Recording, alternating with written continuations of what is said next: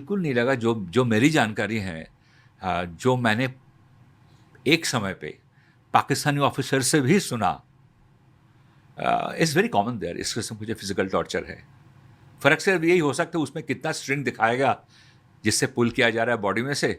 वो उधर 2 कम होंगे, यहाँ शायद 2 ज़्यादा था, या यहाँ 2 कम है, वहाँ 2 ज़्यादा था। मतलब कि कहने लायक नहीं है जिस ब्रुटैलिटी के साथ टॉर्चर होता है। Um, any idea on how a spy is selected in India? Usually I assume कि ये स्पेशल फोर्सेस ऑफिसर्स ही होंगे या मिलिट्री ऑफिसर्स होंगे. Not necessary. पहले ऐसा बहुत होता था कि जो बहुत सारे यूनिट्स है ऑपरेशन के लिए, वहाँ पे बहुत सारे लोग आर्मी क्विट करके या आईबी क्विट करके, या स्पेशल ग्रुप्स जो होता है पैरामिलिट्री फोर्सेस, उनको क्विट करके they used to offer their services to RNAW, उन लोगों को लिया जाता था। लेकिन बहुत सारे सालों में लेकिन एक स्टेज आया जब आरएनएडब्ल्यू या मान लीजिए गवर्नमेंट ऑफ इंडिया को लगा कि आरएनएडब्ल्यू के जो ऑफिसर्स होंगे वो अंदर से ही ग्रो करेंगे, they will rise the ranks. तो जैसा आईएएस है, आईपीएस है, एक काडर सर्विस चालू किया गया which is called RAS, raw administrative service. के लिए जो क्वालिफाई करता है वो रॉ ज्वाइन करता है और वहाँ से वो कहीं बाहर नहीं जाता है। पहले ऑफिशियल्स जाते थे डिप्यूटेशन में, जैसे कि सेंट्रल पुलिस ऑर्गेनाइजेशन में ऑफिसर्स जाते हैं, कोई सीबीआई ज्वाइन करता है, कोई बीएसएफ, कोई सीआईएसएफ, कोई सीआरपीएफ, फिर कुछ देर बाद अपने स्टेट कैडर में वापस आ जाते हैं। कुछ साल बाद 8 साल से ज़्यादा नौकरी नहीं कर सकते हैं, तो रॉ के अंदर भी जाते थे, वापस आ जाते थे। बट प्लीज़ टेक नोट कि वो लोग, वो जब रॉ के बाहर आते थे, we are not doubting their integrity, लेकिन they come out with a lot of country secrets about future plannings. तो रॉ को एक स्टेज के बाद गवर्नमेंट को लगा कि नो, रॉ के अंदर जो भी है वो सिर्फ रॉ के ही होंगे, वो बाहर से नहीं आएंगे और बाहर कोई जाएंगे भी नहीं, सो धीरे धीरे ये प्रैक्टिस चलता रहा। और आज के तारीख में रॉ का जो कुछ भी है, एक स्पेशल सिक्योरिटी ब्यूरो था जिसका देहरादून वगैरह बाकी और बहुत सारी जगह है जिसके नाम आई थिंक पब्लिकली लेना नहीं चाहिए फॉर सिक्योरिटी रीजंस, जहाँ पे एसएसबी का रेगुलर ट्रेनिंग होता था, आज भी कहीं होता है। तो वहाँ से बहुत सारे कमांडोज को रॉ के अंदर लिया जाता है for a certain kind of mission या काम के लिए। Of course, they're still recruited, but no longer from any other services. They're all insiders of RAW. और डिफरेंट रैंक्स के लिए डिफरेंट लेवल से लोगों को लिया जाता है। You have to appear in I mean to qualify, you have to appear in exams to qualify. After that they go through a series of training, just to understand their mind. I know of certain cases जहाँ पे आपने किसी को बोला कि we are going on a mission today, आपको एक particular जगह जाके सर्वे करके आना है, उस एरिया की टोपोग्राफी, डेमोग्राफिक्स, ये सब स्टडी कीजिए, और उसको जाके आपने छोड़ दिया। और कुछ देर बाद उसको, जब वो वहाँ काम कर रहे हैं, तो उसको पता चला कि he is actually in Pakistan, that is not India. Now how does he come back? So this is a test of that person कि अपना काम ख़त्म करके बॉर्डर में इतने सारा विजिल है, उसके बावजूद भी उसको क्रॉस करके आना है। और बीएसएफ को नहीं खबर दिया जाएगा कि हमारा कोई आदमी क्रॉस करके आएगा, आर्मी को नहीं बोला जाएगा हमारा कोई आदमी, बिकॉज ये खबर कभी किसी को दिया ही नहीं जाता है। स्पाई का सबसे पहला क्राइटेरिया ये होता है, वो किसी भी हालत में, किसी भी सूरत में, वो कभी किसी को नहीं बताएगा कि मैं एक स्पाई हूँ। अगर उसने बता दिया तो सब कुछ खत्म, फिर वो स्पाई नहीं है। सो ऐसे सिचुएशन में आपको छोड़ दिया गया, नाउ आपको वापिस आना है अपने बलबूते पे। It is a huge test of that person's nerve, his mental strength. तो रिक्रूटमेंट के बहुत सारे तरीके हैं, फिजिकल ट्रेनिंग्स बहुत होता है, लेकिन मेंटल गेम का ये जो अंडर कवर होके जीना है, when every single day you have to learn to unlearn yourself. आपको एक धोखे के साथ जीना पड़ता है।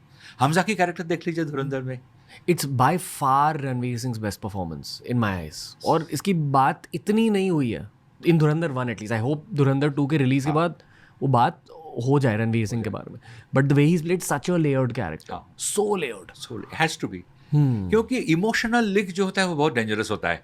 आपका कोई एक, क्योंकि धुरंधर के बाद भी बहुत सारे रील्स बने थे लाइक मीम्स, कि कोई आदमी जाके कुछ बोल रहा है और बोला सचिन तेंदुलकर को तो बैटिंग नहीं करना आता है, तो वो अब मराठी में कोई जवाब दे दिया और पकड़ा गया वो।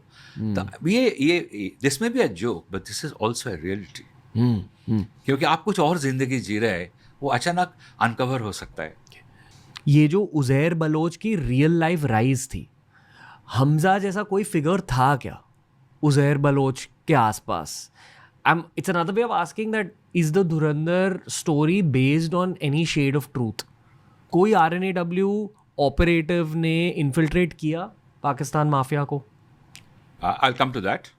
But I think, in my understanding, Hamza का जो कैरेक्टर है, it's a composite of many characters जिन्होंने अलग अलग समय पे अलग अलग जगह पे पाकिस्तान में बहुत सारा काम किया, बहुत सारा ऑपरेशन किया जी, बहुत सारी गैंग्स को इन्फिल्ट्रेट किया, आर्मी को इन्फिल्ट्रेट किया।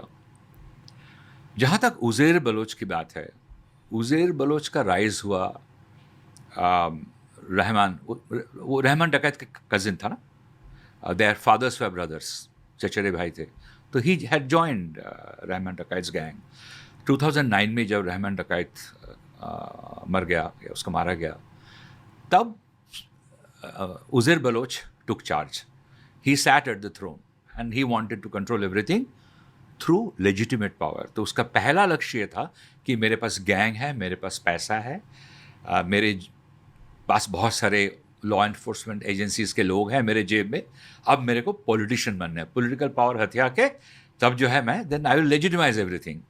उसने बहुत कोशिश की, उसने वो बार बार मीडिया के सामने अपेयर हुआ, वो प्रेस कॉन्फ्रेंस देता था, उसके साथ कबोल के बहुत सारे झगड़े हुए, जहाँ बाकी पॉलिटिशियंस को लगा कि यही जो आदमी है ये यहाँ से लीडर बनना चाहता है। वो एज एन इंडिपेंडेंट चुनाव लड़ा, वो हार गया, बाद में उसको टिकट नहीं मिला। उसको लगा था कि पीपीपी जो है भुट्टो की पार्टी, उसमें से वहाँ से मेरे को टिकट मिल जाएगा, लेकिन उसके खिलाफ इतने सारे केसेस थे, कुछ 63 अरेस्ट वारंट्स थे उसके पास।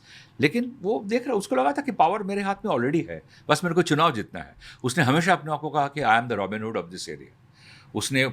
उसने जर्नलिस्ट को अपने इंटरव्यूज़ में कहा कि जिन लोगों के पास अस्पताल में भर्ती होने के पैसे नहीं है, उनकी दवाई मैं खरीद के देता हूँ, बच्चे के पास स्कूल में जाने को नहीं है, मैं उनको स्कूल का उनका फीस भरता हूँ। तो ये कैसे हो सकता है, लोग मेरे को वोट नहीं देंगे? लेकिन वो चुनाव नहीं जीत सका था। लेकिन एक इंडियन स्पाई है जो आज पाकिस्तान की जेल में सड़ रहा है। ये कहानी आज तक बाहर नहीं आया ज़्यादा। उज़ैर के इनर इंटेंशंस के बारे में जानना चाहूँगा, क्योंकि मुझे याद है धुरंधर 1 में एक सीन है जहाँ रहमान डकैत और इलियास कश्मीरी के बीच एक डील होती है for transfer of weapons from Balochistan. और फिर वहाँ रहमान डकैत का एक मॉरल डिलेमा हो जाता है कि मैं बलोच के अगेंस्ट काम करूँ या पाकिस्तान के लिए काम करूँ, but then he chooses to work for Pakistan for his own interest. Must have, हाँ, क्योंकि उसको प्रोटेक्शन तो अल्टीमेटली जो है या ब्लेसिंग्स जो है पाकिस्तान गवर्नमेंट से ही चाहिए ना। बट ऑन सम लेवल जितने भी ही है। लेकिन ये एक बहुत अजीब इत्तेफाक है कि बलूचिस्तान के हिस्ट्री में जो बलूचिस्तान रेबल्स है, उनकी लड़ाई आज का नहीं है, उनकी लड़ाई बरसों से चल रहा है, डिकेड से चल रहा है। कभी उनको रेगुलरली केजीबी से मदद मिलता था, क्योंकि तब पाकिस्तान के साथ एली जो था वो अमेरिका के साथ था। वहाँ वो लोग है कि अमेरिका का अपना एयरबेस बनाना चाहते थे, जिसको सोवियट्स वाले अपोज कर रहे थे। तो तब से बलूचिस्तान रेबल्स जो है, लिबरेशन आर्मी जो है, उनको केजीबी के मदद मिलता था, आर्म्स वगैरह आता था इराक वगैरह और कंट्री के ज़रिए। उसका बहुत बड़ा रेड भी हुआ था जहाँ पकड़े गए थे और उनका कू फेल हो गया था। उस वक्त भी कोई बलूचिस्तान लीडर ही था जिन्होंने जुल्फ़िकार अली भुट्टो को अंदर से लीक कर दिया था कि हमारा एक बहुत बड़ा कू होने वाला है इस्लामाबाद में, तो तुमको इराक एम्बेसी के अंदर से आर्म्स मिल जाएगा, जो एक्चुअली बलूचिस्तान आर्मी को हैंड ओवर होना था। ऐसे बहुत सारे केसेस हुए जहाँ बार बार देखा गया कि बलोच का ही कोई आदमी है जो इन्फॉर्मेशन लीक कर देता है। और फिर पाकिस्तान का ये बहुत लंबा चौड़ा बरसों से इल्ज़ाम यही रहा है कि RNAW का बहुत बड़ा हेल्प है बलूचिस्तान रेबल्स जो है उनके पीछे। लेकिन क्या रीज़न होगा कि बलूचिस्तान के पीछे अगर इतने सारे लोगों की हेल्प है, लेकिन वो आज तक भी कुछ हासिल नहीं कर पाए? तो I think it's a very complex situation sometime, क्योंकि बहुत सारे रेबल ऑर्गेनाइजेशन में हिस्टोरिकली यही देखा गया है कि एक समय के बाद जिहाद या इंडिपेंडेंस पीछे हो जाता है, बैकसीट ले लेता है, और पावर जो है वो लोग एंजॉय करना शुरू कर देते हैं। तो फिर कभी कभार एक अंडरस्टैंडिंग हो जाता है, एग्री टू डिसएग्री, कि तुम रहो मैं भी रहूँ, मेरा जिहाद चलता रहेगा, तुम भी हमारे कुछ लोगों को मारोगे, but let's agree to disagree.